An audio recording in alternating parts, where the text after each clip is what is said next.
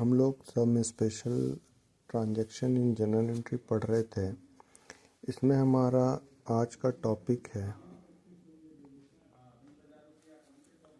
Accrued income. Accrued income जिसको हिंदी में कहा जाता है उपार्जित आय। एक्रूड इनकम का मतलब क्या होता है? ये बेसिकली 12 आईकॉम के जो 12th में रहते हैं स्टूडेंट्स, उनके लिए ये नॉलेजेबल है। उसमें एक चैप्टर है इनकम एंड एक्सपेंडिचर अकाउंट। उसमें बताया जाता है कि एक्रूड इनकम को लेना है नहीं लेना है। तो सबसे पहले बच्चों को ये समझ में आना चाहिए कि एक्रूड इनकम होता क्या है। एक्रूड इनकम होता है जैसे हम लोग बैंक में एफडी करते हैं या कहीं से कमीशन मिलता है। तो इसमें क्या होता है कि बैंक में एफडी कर दिए तो वो 5 साल के बाद इंटरेस्ट मिलेगा। तो एक इंडिविजुअल आदमी उसको 5 साल के बाद अपना इनकम समझता है। लेकिन जब हम लोग कंपनी का अकाउंट्स देखते हैं या कंपनी में अकाउंट्स लिखते हैं तो उसमें क्या होता है कि उसमें एक्रूड इनकम को भी लिया जाता है। जब बुक कीपिंग था तो एक्रूड इनकम को नहीं लिया जाता था, लेकिन जब से जर्नल एंट्री आया तो मर्केंटाइल बेसिस के हिसाब से आपको एक्रूड इनकम भी लेना है। एक्रूड इनकम का मतलब होता है कि 5 साल बाद हमको इतना पैसा मिलेगा as a commission, as a interest bank से। तो उसको हम लोग कहते हैं एक्रूड इनकम।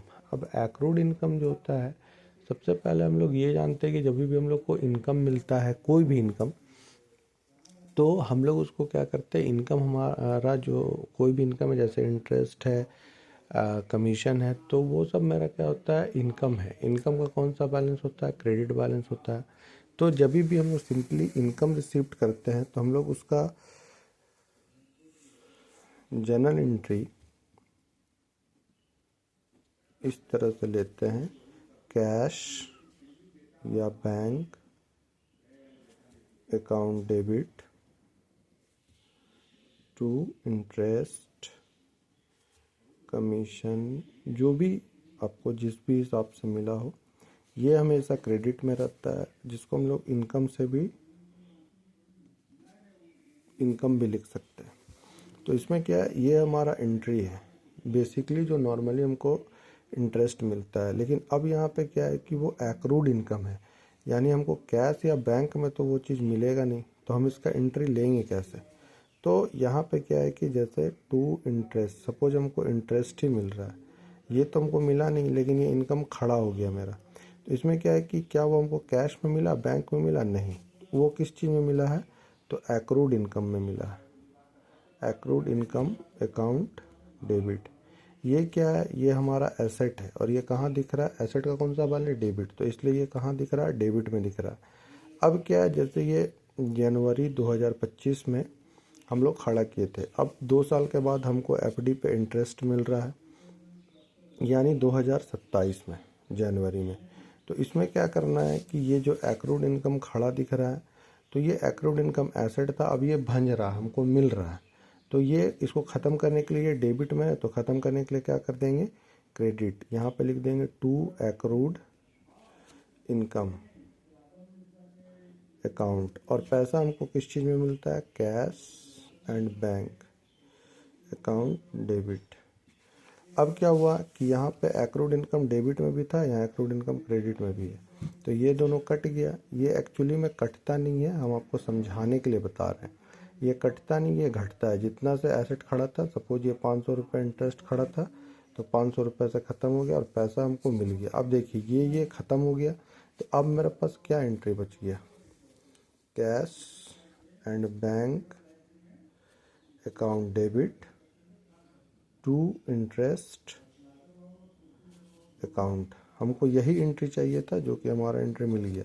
बट हम इसको बैक में बताते हैं कि ये ऐसा बनता क्यों, हम ये एंट्री क्यों लेते हैं, फिर उसके बाद ये एंट्री मारते हैं, जिसका इम्पैक्ट बैलेंस शीट पे सिर्फ इस एंट्री से मिलता है। यहाँ पे एक और चीज़ सीखने का था कि आप लोग अपने बुक में देखे होंगे कि जो टू होता है ना, जब हम लोग सिंपली एंट्री मारते हैं 10 ट्रांजेक्शन 20 ट्रांजेक्शन का, जब कॉपी में लिखते हैं, तो उसमें क्या होता है कि ये टू जो होता है लाइन वाइज होता है। तो टू लाइन वाइज कैसे होता है? सपोज हम यहाँ पे लिख देते हैं cash account debit to capital account.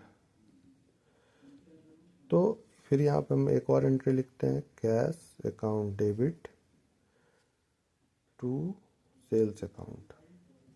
तो आप यहाँ पे देख रहे होंगे कि ये जो टू है ये लाइन वाइज लिखा हुआ है, सब लाइन वाइज आएगा। इसमें क्या है कि ये ऐसा क्यों होता है, तो इसका ऐसा नहीं कि हम यहाँ पे स्केल से खींच के ऐसा लिखे हैं या फिर ऐसा देख देख के लिख रहे हैं कि यहाँ पे तो यहाँ पे। इसका एक सिंपल सा लॉजिक है। जैसे हम लोग ये जानते हैं कि ये पूरा एक वर्ड है, ठीक है, और joints of alphabets which make complete sense is called word. तो वर्ड में यहाँ पे मेरे पास 4 अल्फ़ाबेट्स है। तो यहाँ पे क्या है, ये पहला अल्फ़ाबेट, ये दूसरा अल्फ़ाबेट, ये तीसरा अल्फ़ाबेट। तो जब भी आप लोग एंट्री मारेंगे तो जो डेबिट वाला आइटम है, जो वर्ड है यहाँ पे, इसके तीसरा अल्फ़ाबेट के नीचे आप 2 लिख दें, आपका सारा 2 एक लाइन में हो जाएगा सीरियल वाइज। इसको ऐसे लिखा जाता है। बाकी ये एंट्री आपका क्लियर है, एक्रूड इनकम क्लियर है। अब यहाँ पे क्या है, हाँ ये चीज़ क्लियर हो गया।